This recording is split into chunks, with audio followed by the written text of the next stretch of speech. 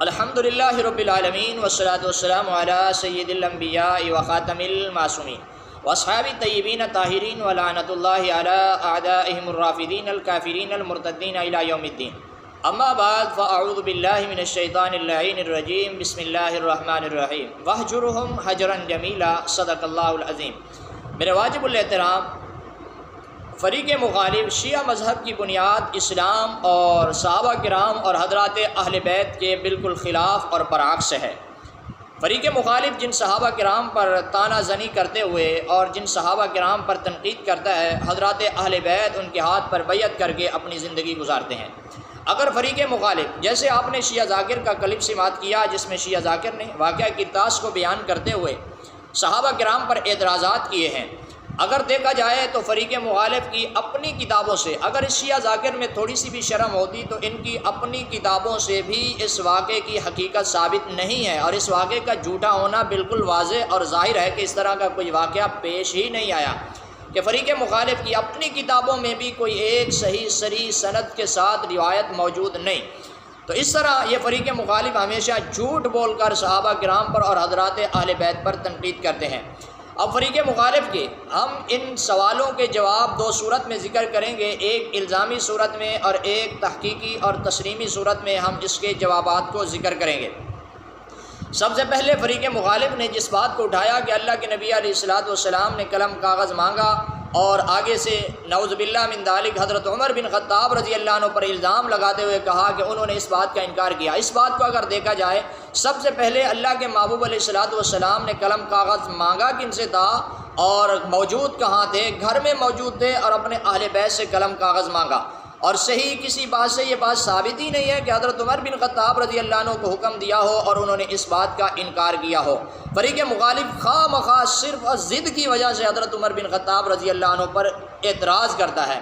اور پھر اس صورت میں دیکھا جائے، اگر بالفرض والمحال اس کے فتوے کو دیکھا جائے تو اس کا فتویٰ کہاں تک پہنچتا ہے؟ صرف حضرت عمر بن خطاب تک نہیں پہنچتا، بلکہ آگے چلتے ہوئے حضرت علی المرتضیٰ تک بھی پہنچتا ہے۔ حضرات اہل بیت کی بھی یہ شخص توہین کرتا نظر آتا ہے۔ اس کا کہنا ہے کہ اللہ کے نبی علیہ الصلوۃ والسلام کے حکم کو ان لوگوں نے نہ مانا۔ اب اسی بات کو دیکھا جائے تو خود فریق مخالف شیعہ مذہب کی کتابوں میں یہ بات موجود ہے، اور اس کا کہنا یہ ہے کہ جو اللہ کے نبی کی بات کو نہیں مانتا اور حکم کو رد کرتا ہے، انکار کرتا ہے، تو وہ شیطان سے بڑا مجرم ہے۔ اب اسی بات کو اگر دیکھا جائے تو ان کی اپنی کتابوں میں لکھا ہوا ہے، حملہ حیدریہ میں لکھا ہوا ہے، اور اسی طریقے سے فریق مخالف کی کتاب تفسیر برہان میں یہ حوالے موجود ہیں کہ اللہ کے نبی الحملہ حیدریہ صفحہ نمبر 127 پر یہ روایت موجود ہے کہ اللہ کے نبی علیہ الصلوۃ والسلام نے صلح حدیبیہ کے موقع پر ایک نامہ تحریر کیا، صلح نامہ تحریر کیا، اور اس صلح نامے میں محمد الرسول اللہ لکھا، جس پر کافروں نے اعتراض کیا کہ رسول اللہ کے لفظ کو مٹایا جائے۔ اللہ کے نبی علیہ الصلوۃ والسلام نے حضرت علی المرتضیٰ رضی اللہ عنہ سے فرمایا کہ اے علی، آپ اس کو مٹا دیں، امحو رسول اللہ، کہ رسول اللہ کے لفظ کو آپ مٹا دیں۔ تو حضرت علی رضی اللہ عنہ فرمانے لگے، قال لا واللہ لا امحوک ابدا، میں کبھی بھی اس لفظ کو نہیں مٹاؤں گا۔ اب اس کے اصول کے مطابق یہ فریق مخالف کی کتاب ہے جس کا نام حملہ حیدریہ ہے، اور صفحہ نمبر 127 ہے۔ اسی طریقے سے تفسیر برہان ہے، اس میں بھی یہ واقعہ موجود ہے، اور فریق مخالف کی اپنی سند کے ساتھ یہ واقعہ موجود ہے کہ حضرت علی رضی اللہ عنہ نے اس بات کا انکار کیا۔ اب ہم فریق مخالف سے الزامی طور پر پوچھتے ہیں کہ اس کا کہنا کہ اللہ کے نبی علیہ الصلوۃ والسلام کی بات کا جس نے انکار کیا، جس طریقے سے شیطان نے اللہ کی بات کا انکار کیا تھا، تو وہ کتنا بڑا مجرم ٹھہرا؟ اس سے بڑا مجرم کون ہے؟ اب ہم فریق مخالف سے پوچھتے ہیں، تمہاری کتابوں کے مطابق اب تم بتاؤ اپنے فتوے کے مطابق کہ حضرت علی رضی اللہ عنہ بھی تمہارے فتوے سے بچتے نہیں ہیں، اور تم نے کہاں جا کر کس کو ٹھہرا دیا ہے؟ اور دوسرا، اس شخص نے، اس لیے ہم کہتے ہیں کہ اس مذہب کا نہ صحابہ کرام سے تعلق ہے نہ حضرات اہل بیت سے تعلق ہے۔ جس طرح یہ صحابہ کرام کے گستاخ ہیں، اسی طرح حضرات اہل بیت کے بھی گستاخ ہیں، جیسے انہوں نے اپنی کتابوں میں لکھا ہے کہ حضرت علی رضی اللہ عنہ نے اللہ کے نبی کے حکم کی نافرمانی کی۔ اور صرف ایک واقعہ نہیں ہے، اس کے اوپر فریق مخالف کے کتاب کے سینکڑوں واقعات موجود ہیں کہ اللہ کے نبی علیہ السلام نے خلافت حضرت علی کو دی تھی، اور حضرت علی نے حضرت ابوبکر صدیق کے ہاتھ پر جا کر بیعت کر لی۔ تو فریق مخالف سے یہ بھی سوال ہے کہ اگر اس بات کو دیکھا جائے تو اس صورت میں بھی حضرات اہل بیت ان کے اصول کے مطابق مجرم ٹھہرتے ہیں کہ صرف اہل بیت نے یہ نہیں کیا، بلکہ جو بڑے مجرم تھے ان کے ہاتھوں پر ان کے اصول کے مطابق جا کر بیعت کر لی، حضرت ابوبکر صدیق کے پیچھے نمازیں پڑھتے رہے۔ اور اس کا دوسرا سوال کرنا کہ شیعہ کہتے ہیں کہ حضرات صحابہ کرام نعوذ باللہ من ذالک نقل کفر نباشت مرتد ہو گئے تھے۔ اب ہمارا سوال یہ ہے کہ اگر تمہارے اصول کے مطابق صحابہ کرام مرتد تھے تو حضرت علی رضی اللہ عنہ ان کے پیچھے نماز پڑھتے رہے۔ فریق مخالف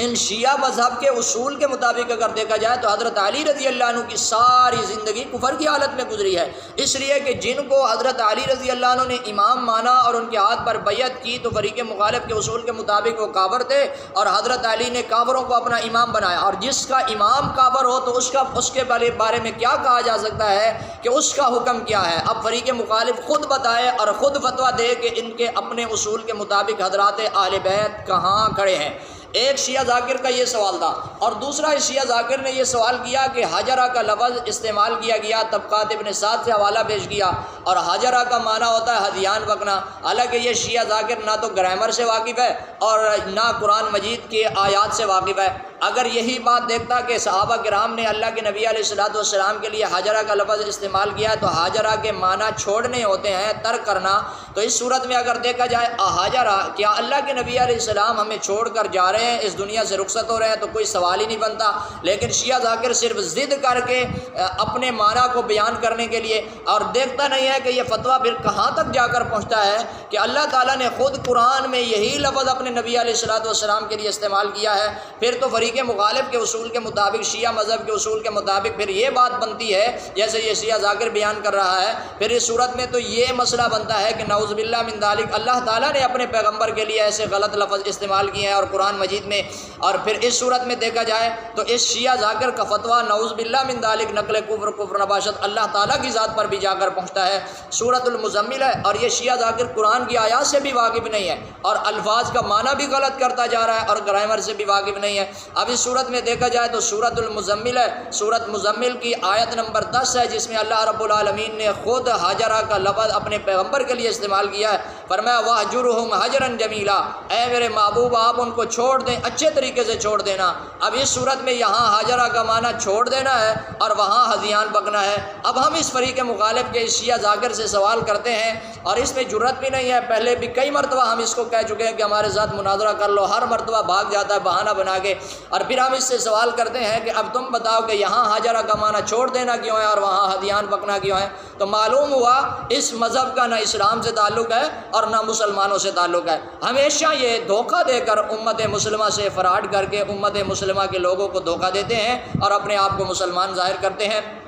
دعا ہے اللہ پاک ہم سب کو، اور اس مذہب کی بنیاد بھی اسلام کے خلاف ہے، دعا ہے اللہ پاک ہم سب کو صحیح طریقے سے حق سمجھ کر عمل کی توفیق نصیب فرمائے، اور جھوٹے مذہب سے، صحابہ اور اہل بیت کے دشمن مذہب سے ہم سب کو اللہ رب العالمین دور رکھے۔ وآخر دعوانا ان الحمد للہ رب العالمین۔